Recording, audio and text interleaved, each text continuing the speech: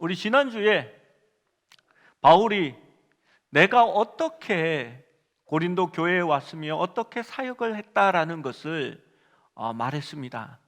왜 그런 말을 했을까요? 고린도 교회 안에 다툼이 있었기 때문입니다. 그리고 그 다툼을 하는 사람들이 교회의 지도자들의 이름을 빌려서 나는 바울파요, 나는 아볼로파요, 나는 게바파요, 나는 그리스도파다라는 식으로 자랑을 하면서 자기의 교만을 내세웠기 때문입니다. 그래서 바울은 자신을 예로 들어서 내가 어떻게 고린도에 왔는지, 어떻게 너희에게 복음을 전했는지를 먼저 말합니다. 바울이 놀라운 능력과 지혜로 온 것이 아니라고 말합니다.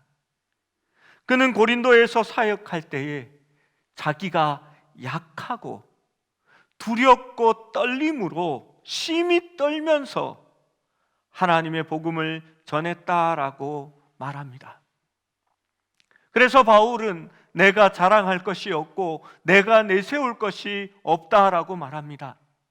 나의 약한 데서 하나님의 능력이 나왔고 그것은 내가 한 것이 아니라 하나님께 기도하고 하나님을 구할 때에 하나님이 역사하셨다라고 말씀하는 겁니다. 그래서 자기는 약한 종이고 그 약함을 통해서 역사하신 하나님을 내세우는 것입니다.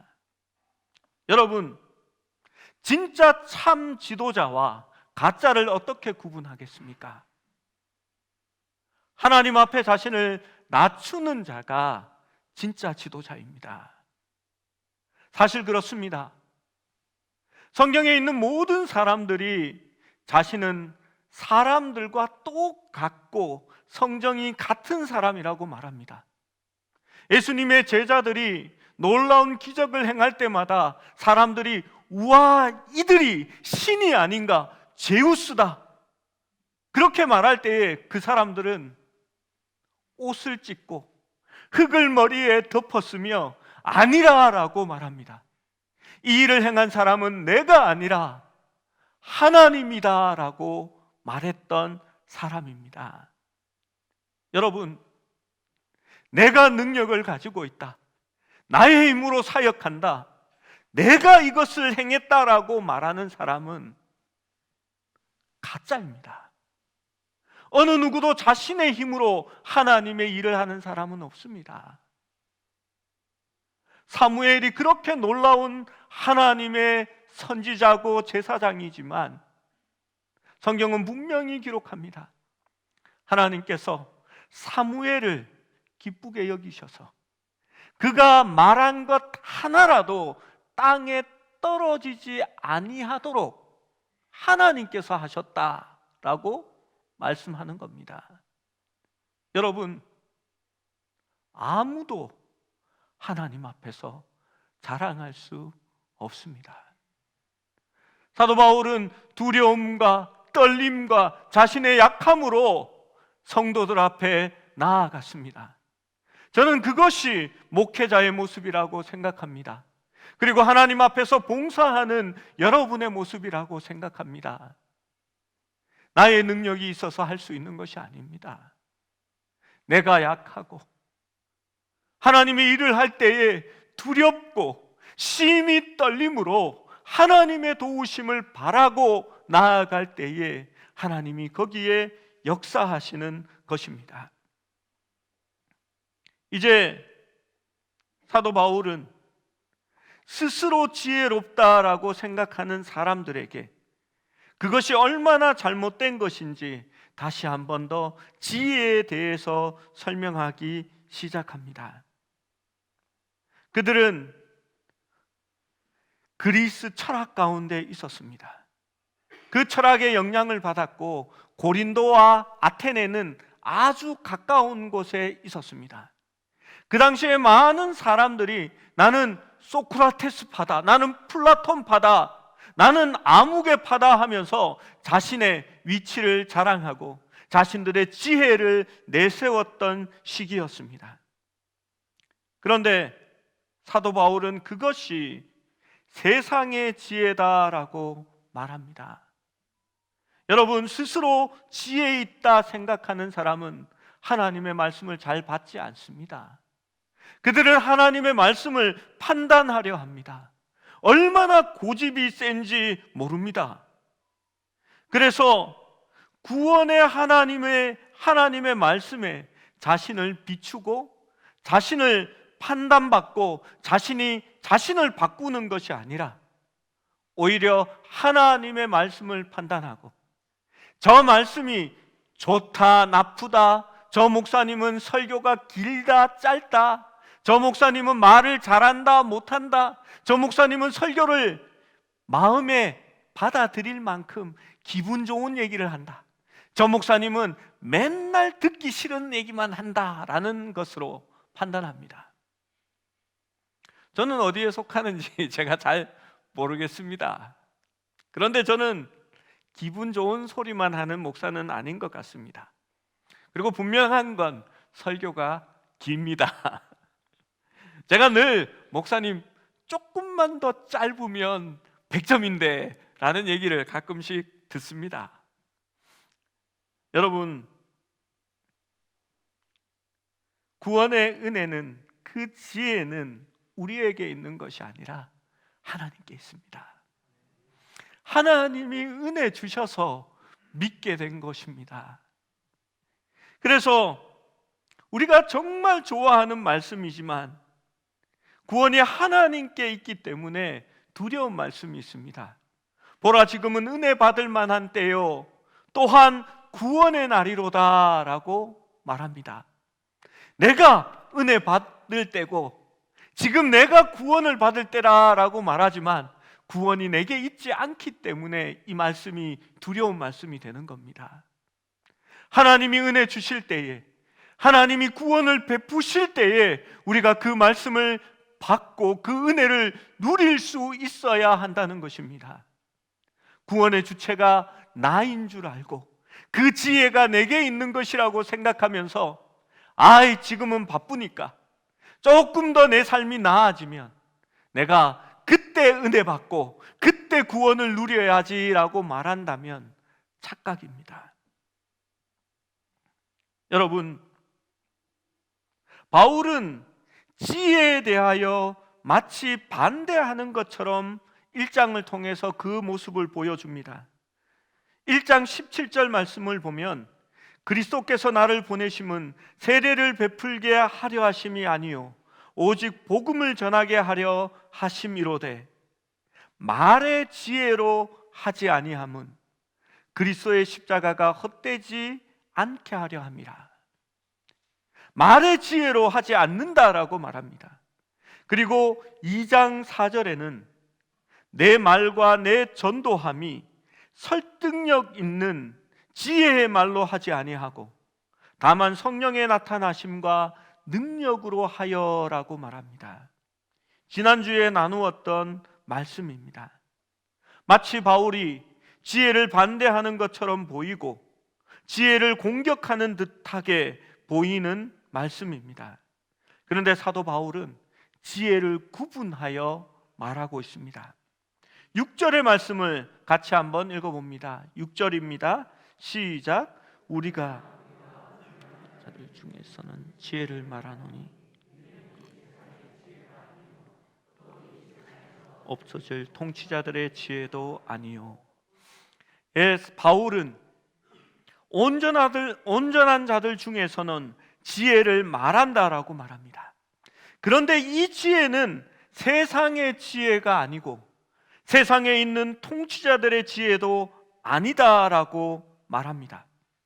그러면 이 지혜는 앞에도 잠깐 언급되었듯이 십자가에 못 박히신 그리스도는 하나님의 능력이고 하나님의 지혜라라고 말했듯이 이 지혜는 은밀한 가운데 있는 하나님의 지혜를 말하는 것입니다. 이 하나님의 지혜는 세상의 지혜와 다르다라고 말합니다. 세상의 지혜가 아니라 또 이 세상에서 잠깐 있다가 사라질 통치자들의 지혜가 아니라라고 말합니다. 그리고 이 지혜의 기원은 만세 전에 우리의 영광을 위하여 하나님이 정해 놓으신 것이다 라고 말합니다. 요한은 요한복음을 통하여서 이 지혜에 대하여 전하기 원했습니다. 그래서 그는 1장 1절을 통해서 이렇게 시작합니다. 태초에 말씀이 계시니라. 이 말씀이 하나님과 함께 계셨으니 이 말씀은 곧 하나님이시니라.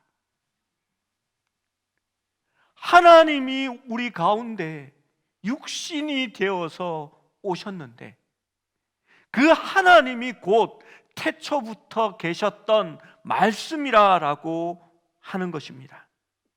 그 하나님의 지혜는 말씀이 육신이 되어 이 땅에 오셨고 온전한 지혜를 이루기 위해 우리를 위해 십자가에 죽으심으로 말미암아 우리에게 영원한 생명을 허락하신 것입니다. 이러한 하나님의 지혜에 대하여 세상의 사람들은 아무것도 알지 못했습니다. 그것을 8절에 설명하고 있는 것입니다. 8절 말씀입니다. 함께 읽습니다. 시작. 이 지혜는 이 세대의 통치자들이 한 사람도 알지 못하였나니 만일 알았더라면 영광의 주를 십자가에 못 박지 아니하였으리라. 그렇습니다. 당시의 모든 사람들이 이 하나님의 지혜를 몰랐습니다. 그 당시에 권위와 권세와 지혜와 학식이 있었던 어뜸가는 사람들이 그 하나님의 놀라운 계획과 지혜에 대하여 모르고 있었던 것입니다. 로마 총독과 유대교회의 서기관과 바리새인들, 국가의 통치자들은 이 하나님의 참되고 놀라운 지혜를 알지 못했습니다. 만약에 알았다면 그들이 영광의 주님을 십자가에 못 박아 죽이지 않았을 것입니다. 이것은 사람이 알 수 없는 신비한 지혜입니다. 그래서 9절 말씀에 선지자 이사야가 이사야 64장 4절을 통하여 말씀하신 것을 다시 한 번 더 드러냅니다. 9절의 말씀입니다. 기록된 바 하나님이 자기를 사랑하는 자를 위하여 예비하신 모든 것은 눈으로 보지 못하고 귀로 듣지 못하고 사람의 마음으로 생각하지도 못하였다 함과 같으니라. 그렇습니다. 하나님께서 자기를 사랑하는 자들을 위하여 준비하신 이 지혜의 일들은 보지도 못하였고 듣지도 못하였고 또한 생각조차 할 수 없는, 상상조차 할 수 없는 일이었다라고 말하는 것입니다. 여러분, 인간의 생각으로는 하나님의 생각을 가늠할 수 없고 이해할 수도 없고 알 수도 없습니다. 우리는 거룩한 진노와 영원한 심판을 받기에 합당한 죄로 영원한 죽음이라는 판결을 기다리고 있는 사람입니다. 우리는 죄인이라는 판결을 이미 받았습니다. 그리고 그 형이 집행되기만을 기다리고 있을 때에 하나님께서는 자신의 거룩한 공의를 이루시기 위하여 하나님이 완전한 거룩하심으로 죄인들에 대한 공의를 만족시키면서도 동시에 죄인들에게 자비를 베풀 수 있는 길을 찾으신 것입니다. 그 유일한 길은 죄인이 죽어야 하는 심판대에 죄 없는 하나님 자신이 거기에 대치되는 대신 죽음을 당하는 일이었습니다. 하나님은 죽을 수 없는 분이십니다. 그래서 그분은 인간의 모습이 되시기로 했습니다. 이것이 온 우주에서 가장 영광스러운 하나님이 놀라운 지혜의 결정을 우리에게 보여주는 것입니다. 하나님께서는 죄에 대한 온전한 심판을 참으시고 죄인을 구원하셨던 것입니다. 그 모든 일이 십자가에서 일어났습니다. 바로 십자가에 못 박힌 그리스도는 하나님의 지혜가 되는 것입니다. 여러분, 그것을 이 세상의 사람들이 누가 생각할 수 있었을까요? 사람들은 하나님에 대해서도 알 수도 없고 느낄 수도 없고 그냥 막연하게 이 세계를 초월하시는 누군가가 있다라는 것을 어렴풋하게 느끼고 있을 뿐입니다. 그런데 그러한 인간들을 위해서 하나님이 만세전에 태초에 계획하셨던 그 놀라운 지혜를 예수 그리스도를 통하여 이 땅에 이루어 놓은 것입니다. 하나님의 지혜에 대해서 프란시스 챔 목사님은 이렇게 말씀하셨습니다. 어느 누가 하나님 자신이 이 땅에 와서 인간의 육신을 입고 죄 많은 사람들을 죄에서 구원할 생각을 하셨을까? 세상에 어떤 사람들이 어린 유태인 여성의 태를 통하여 그 하나님이 피조물 속으로 들어가 짐승의 먹이통에 태어날 생각을 했을까? 세상에 어느 누구가 피조물이 하나님을 고문하고 채찍으로 그 살을 찢고 그의 손과 발에 못을 박히고 또 그 창조주 하나님이 피조물에게 그 일을 당하도록 내버려 두리라 생각했을까? 여러분, 하나님의 지혜로 영원히 죽어가던 우리를 구원하기로 선택하셨습니다. 여러분, 이 지혜는 세상에서는 가장 어리석게 보일 것입니다. 어떻게 하나님이 인간의 모습으로 인간을 위해서 인간에게 고통을 당하시고 죽어야 하셨는지를 이해할 수 없는 것입니다. 이 세상의 지혜는 세상의 권력과 명예와 지위와 소유와 쾌락과 번영을 얻는 것에 혈안이 되어 있습니다. 세상의 지혜는 성공을 위해서 달려갑니다. 그런데 하나님이 말씀하시는 지혜는 2000년 전 저주받은 나무 위에서 죽은 자는 저주를 받은 자라는 율법의 말씀을 쫓아서 하나님이 인간의 모습으로 십자가에 달려 벌거벗은 청년의 모습으로 죽임을 당하셨습니다. 그리고 하나님은 우리에게 그 십자가에 다가와서 영원한 생명과 우리의 모든 것들을 맞바꾸라고 말씀하는 것입니다. 여러분, 이 이야기를 세상 사람들에게 해보십시오. 십자가에 가서 나의 모든 것을 내려놓고 오직 예수 그리스도를 받아들임으로 말미암아 영생을 얻으라라고 한다면 사람들이 뭐라고 할 것 같습니까? 미쳤냐? 라고 할 것입니다. 하나님의 지혜는 세상 사람들에게 미련하고 어리석게 보일 따름입니다. 그 지혜를 따라 살아가는 우리들도 별나고 이상한 사람으로 보일 수도 있을 것입니다. 그러나 우리는 하나님의 지혜인 십자가로 나아가야 하는 줄 믿습니다. 예수님은 말씀하셨습니다. 누구든지 나를 따라오려거든 자기를 부인하고 자기 십자가를 지고 나를 따를 것이다 라고 말씀합니다.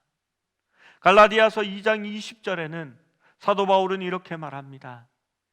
내가 그리스도와 함께 십자가에 못 박혔나니 그런즉 이제는 내가 사는 것이 아니요 내 안에 그리스도께서 사시는 것이라.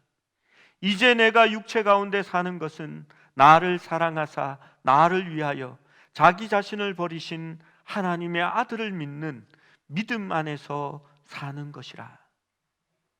여러분, 예수님도 바울도 자기의 십자가를 말합니다. 십자가는 과거에 그리스도께서 인간의 죄를 위해 죽었던 2000년 전의 사건이 아닙니다. 십자가는 현재 우리 자신에 대해 죽어야 할 지금의 사형 집행의 장소입니다. 나의 죄로 말미암아 예수와 함께 죽고 예수의 부활 생명을 내 안에 두는 것이 십자가입니다. 여러분 생각해 보십시오. 사도 바울이 이상한 이야기를 합니다. 사도 바울은 예수님이 십자가에 달렸을 때에 거기 있지 않았습니다. 예수님이 부활하고 난 다음에 그는 예수님의 십자가를 알았습니다. 그런데 사도 바울은 자신이 그리스도와 함께 십자가에 못 박혔다라고 고백합니다. 예수님이 십자가에 달릴 때에 사도 바울이 갈보리 언덕에 있었습니까? 그렇지 않습니다.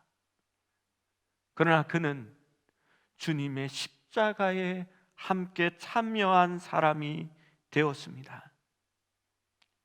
여러분, 십자가는 과거의 역사적 사건이 아니라 오늘 우리의 삶에 서 있는 예수 그리스도의 능력이자 하나님의 지혜인 것입니다. 구원에 대한 하나님의 지혜는 세상에서 부유하거나 고귀하거나 똑똑한 자들의 업적과 성취로 구원을 받게 하는 것이 아닙니다. 하나님의 지혜는 권력과 명성과 지위와 소유와 번영을 중시하고 그것을 추구하는 데에 하나님의 지혜는 있지 않습니다. 그런데 고린도 교회는 세상의 지혜를 구하였던 것입니다. 그들은 권력과 명성, 고귀한 지위와 세속적인 번영과 세상의 지혜에 취하여서 자신이 교만하고 서로 자기를 드러내고 자랑하는 것을 원했던 것입니다. 그런데 문제는 고린도에 있었던 그러한 일들이 세상의 지혜가 고린도 교회에만 침투한 것이 아니라 오늘날 이 땅에 있는 교회에도 침투했다는 것입니다. 그리스도의 이름을 주장하는 많은 사람들이 세상이 쫓는 것과 똑같은 것을 쫓아갑니다. 지혜는 권력, 명성, 지위, 소유, 번영에서 있지 않습니다. 지혜는 우리의 교만과 나의 제약된 자아가 십자가에서 죽음으로 나타날 때에 우리는 그리스도에 대해서 다시 살며 하나님의 지혜를 누리게 되는 것입니다. 그것이 십자가의 메시지입니다. 우리가 하나님의 지혜인 주님의 십자가에 이르렀을 때에 주님이 우리 죄 때문에 죽으셨기 때문에 심판의 죽음은 그리스도의 죽음으로 대속되었습니다. 그러나 우리가 반드시 가져야 할 것이 있습니다. 우리는 세상과 죄에 대하여 죽어야 하는 것입니다. 베드로전서 2장 24절은 이렇게 말합니다. 친히 나무에 달려 그 몸으로 우리 죄를 담당하셨으니 이는 우리로 죄에 대하여 죽고 의에 대하여 살게 하려 하심이라. 여러분, 그리스도는 대속의 죽음을 당하셨습니다. 우리는 지금 이 순간에 주님의 십자가 앞으로 나아갑니다. 십자가는 주님이 죽으심으로 끝난 것이 아니라 우리도 그 십자가에 죄에 대하여 죽고 의에 대하여 다시 살아나야 하는 것입니다. 여러분, 세례가 바로 그것을 기억하고 기념하는 겁니다. 내가 주와 함께 죽었다라는 것을 물에 잠기는 것으로 나타냅니다. 그리고 이제는 의에 대하여 다시 살아났다라는 것으로 물속에서 일으킴을 받는 것입니다. 내가 죽고 내 안에 그리스도가 사는 것이 바로 십자가이고 세례인 것입니다. 여러분, 십자가는 예수님만이 못 박혀 죽는 장소가 아닙니다. 그것은 오늘 내가 세상에 대하여 죽어야 하는 나를 위한 처형 장소입니다. 그래서 주님을 따라가는 자는 자기 십자가를 지고 자기를 부인하면서 따라가야 하는 것입니다. 이제는 나에 대하여, 죄에 대하여 죽고 이제는 의에 대하여 살고 내 안에 그리스도가 사는 것입니다.